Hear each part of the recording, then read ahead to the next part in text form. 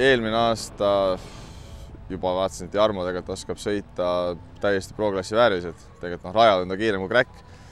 Ja praegu hetkel vaatasin see, et tundubki, et meil Cracki autol on natuke võib-olla jõust puudu ja pidamises puudu, et siin nagu tegelikult maksimaalselt võistelda. Aga see oli eilne päev, eile oli vihm ja kõik ongi teistmoodi, et täna on kuiv, eks siis näeme, kuidas asi toimima hakkab.